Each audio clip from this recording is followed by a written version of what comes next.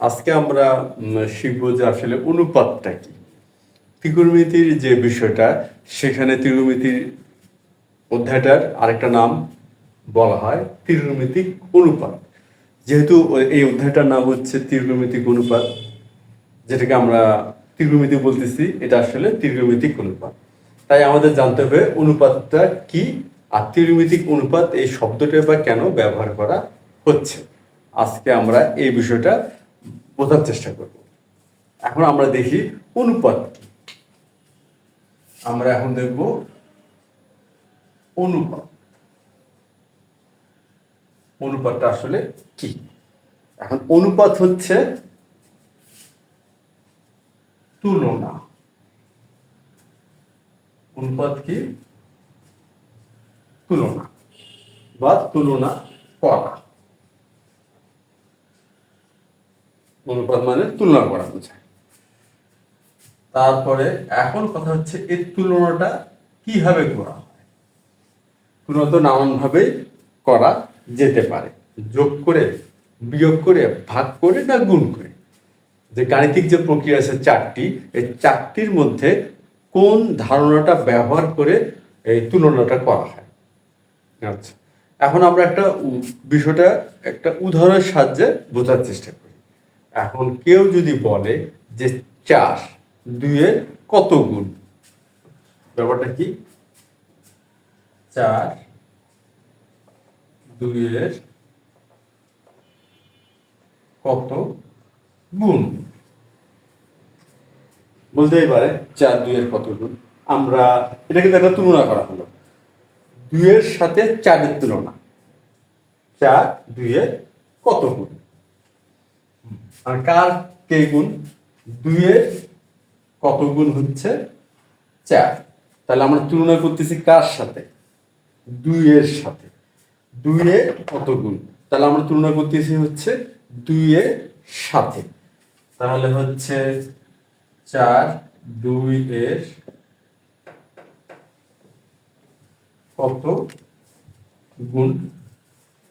এখন এই যে কথা হচ্ছে তুলনা করা হচ্ছে 2-এর সাথে তুলনা। আমরা করতেছি 2-এর সাথে বা 2-এর সাপেক্ষে। তাহলে আমরা কিভাবে লিখবো? যার সাথে তুলনা করব সে হবে হচ্ছে ভাজক, আর যার তুলনা করব সে হবে ভাজ্য, অর্থাৎ 2। তাহলে 2 4-এর কত গুণ, ভাগ করে আসলো 2, অর্থাৎ দ্বিগুণ। এখন লিখতে পারবো 2 4 2-এর 2 গুণ, অর্থাৎ 2-কে 2 দ্বারা গুণ করলে 4 পাওয়া যায়। এখন যদি আমরা অন্যভাবে বলি, যে কিভাবে বলি, যে 2 4-এর কত গুণ, এটা তো বলা যেতে পারে যে 2 4-এর কত গুণ, অর্থাৎ বিষয়টা কি দাঁড়ালো? 2 4-এর কত গুণ। এখন 2 4-এর কত গুণ, তাহলে এখানে কি দাঁড়াচ্ছে? কার সাপেক্ষে? 4। 4-এর সাপেক্ষে 2, মানে 4-এর সাথে তুলনা করা হচ্ছে 2-এর। তার ব্যাপারটা কি দাঁড়াবে? 4 2 সমান সমান 1/2, অর্থাৎ হচ্ছে 2 4-এর 1/2 গুণ, অর্থাৎ 4-কে 1/2 দ্বারা 1/2 দ্বারা গুণ করলে 2 পাওয়া যায়। তাহলে এই হচ্ছে তুলনা করাটা। তাই তুলনাটা আমরা কিসের মাধ্যমে করলাম? ভাগের সাহায্যে। তাহলে তুলনা করলে আমরা কি দিয়ে? ভাগের সাহায্যে। তাহলে এই তুলনা করা হচ্ছে ভাগের সাহায্যে। তাহলে ভাগের সাহায্যে তুলনা করা। ব্যাপারটা তাহলে কি দাঁড়ালো? অনুপাত হচ্ছে ভাগের সাহায্যে তুলনা করা। আর যেহেতু আমরা ভাগের সাহায্যে তুলনা করি, তাহলে ভাগটা আমরা কিসের ধারণা দেয়, আমরা দেখি কিসের ধারণা দেয়। যেমন প্রথমবার আসলো 2/4, 2/4, আর দ্বিতীয় ক্ষেত্রে আসলো 4/2। এখন আমরা যদি ভাগটা না করে এই অবস্থায় রেখে দেই, তাহলে স্বাভাবিকভাবেই আমরা বুঝতে পারতেছি যে এটা কার ধারণা দিচ্ছে, এটা একটা ভগ্নাংশের ধারণা দিচ্ছে। কি ধারণা দিচ্ছে? ভগ্নাংশের ধারণা দিচ্ছে। তার মানে অনুপাত একটি ভগ্নাংশ।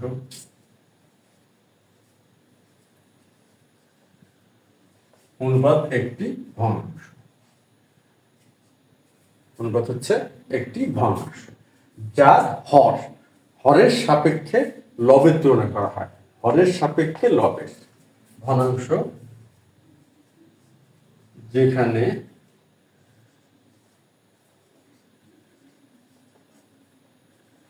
হরের সাপেক্ষে লবের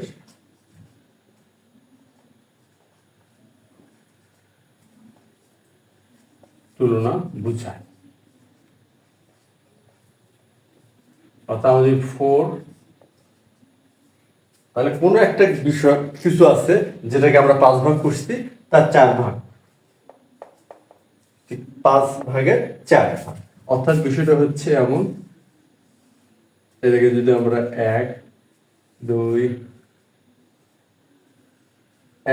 3 4 5 ভাগ করছি, তার 4টা ভাগ। এইটুকু অংশ হচ্ছে 5 ভাগের 4 ভাগ, আর পুরোটা হচ্ছে 5 ভাগ।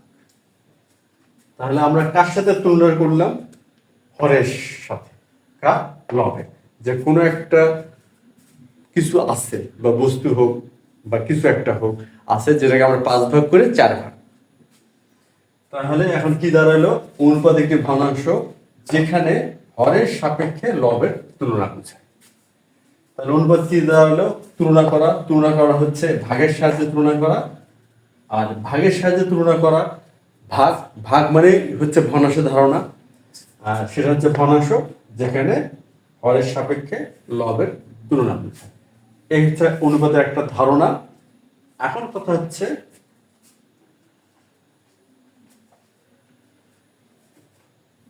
অনুপাতের একক নেই। এটা একটা ইম্পর্টেন্ট বিষয়। অনুপাতের একক হয় না। এখন অনুপাতের একক কেন হয় না, এটা একটা ব্যাপার। অনুপাতের একক এই জন্য হয় না যে সমজাতীয় যে রাশিগুলো থাকে তাদেরই অনুপাত করা যায়, বা তাদের অনুপাত করা হয়। যেমন আমরা টাকার সাথে পয়সার অনুপাত নির্ণয় করা সম্ভব নয়, যে 5 টাকা 2 পয়সার কত গুণ, বিষয়টা এটা করা সম্ভব নয়। এটা যদি আমরা করতে চাই অনুপাতটা, তাহলে টাকাকে আগে পয়সায় কনভার্ট করতে হবে, টাকাকে কি করতে হবে? পয়সায় কনভার্ট করতে হবে। এখন ব্যাপারটা কি দাঁড়ায় আমরা একটু দেখি।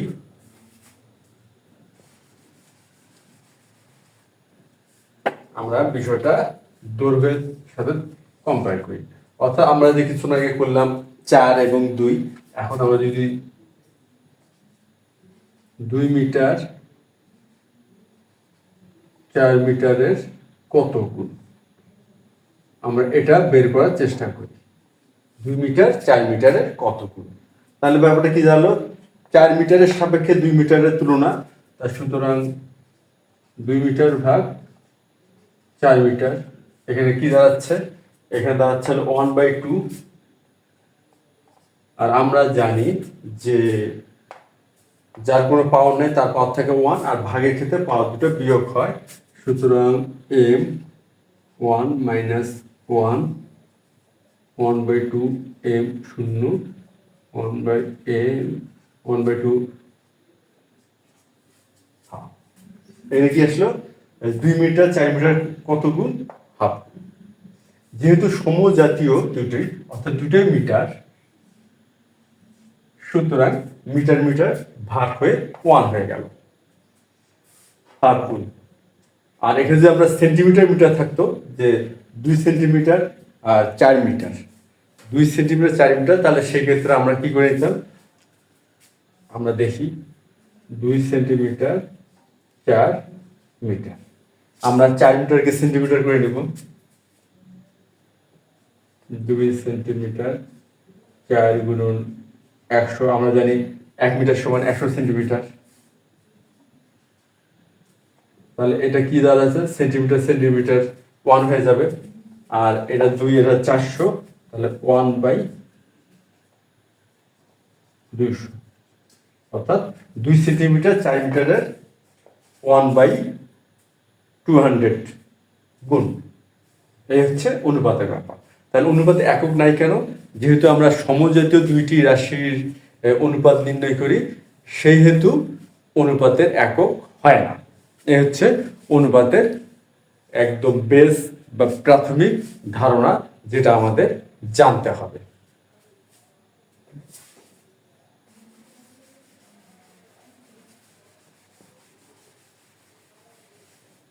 এখন আমরা আসি ত্রিকোণমিতিক অনুপাত। এই বিষয়টা আসলে কি? ত্রিকোণমিতিক অনুপাত।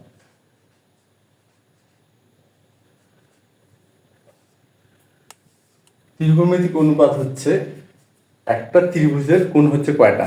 3টি। তাহলে ত্রিকোণ মানে হচ্ছে 3 কোণ। 3 কোণ। অনুপাত মানে হচ্ছে ভাগের সাহায্যে তুলনা।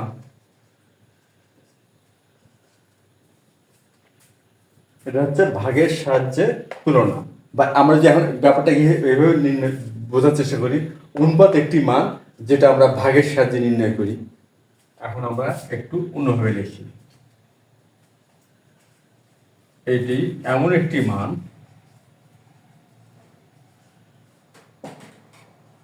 যা আমরা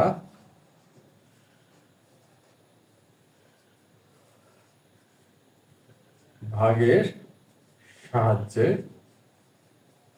নির্ণয় করি।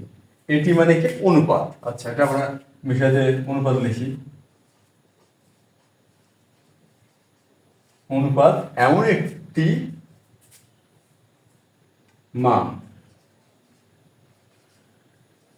অনুপাত কি? এমন একটি মান যা আমরা ভাগের সাহায্যে নির্ণয় করি। তাহলে অনুপাত হচ্ছে ভাগের সাহায্যে তুলনা। এটা যেমন একটা কনসেপ্ট, কিন্তু তুলনা করার পর আমরা একটা মান পাই। তাহলে আমরা কি এভাবে লিখতে পারি যে অনুপাত এমন একটি মান যা আমরা ভাগের সাহায্যে নির্ণয় করি।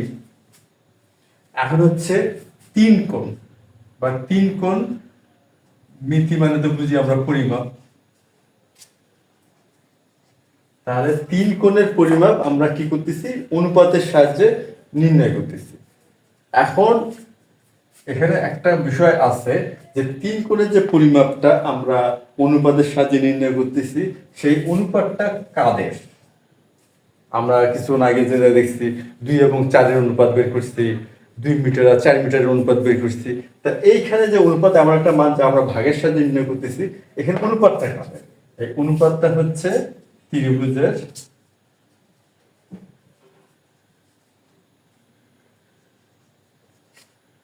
বাহু এর সাথে কোণে, অর্থাৎ ত্রিভুজের বাহু আর বাহু এর সাথে কোণে। বিষয়টা কি আমরা একটু বোঝার চেষ্টা করি। যেমন এ বি সি একটা ত্রিভুজ, আমরা যদি এই কোণটার একটা অনুপাত দাঁড় করাতে চেষ্টা করি, কি ধরনের? বাহু ভাগ বাহু, অর্থাৎ এ বিভাগ বিসি। এখন কোণ সি কোণের আমরা অনুপাত দাঁড় করাবো।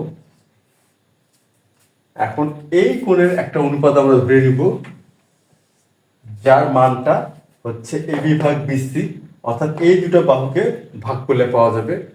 এখন এখানে আমরা যদি ভিন্ন ভিন্ন ভাবে বাহুগুলোকে ভাগ করি, তাহলে ভিন্ন ভিন্ন অনুপাতের মান পাবো এই কোণ সি কোণের সাপেক্ষে, এবং অনুপাতের নামগুলো ভিন্ন ভিন্ন হবে।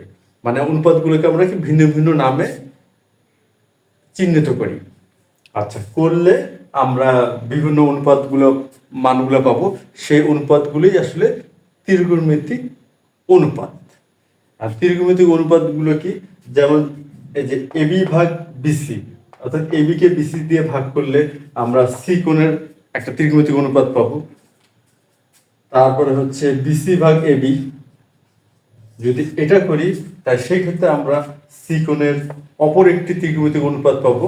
এইভাবে আমরা ভিন্ন ভিন্ন ভাবে বাহুগুলোকে ভাগ করব, আর কোণ সি এর ভিন্ন ভিন্ন ত্রিকোণমিতিক অনুপাতগুলো আমরা পাবো, যেটা আমরা পরবর্তী ক্লাসে বিস্তারিতভাবে আলোচনা করব বা বোঝার চেষ্টা করব।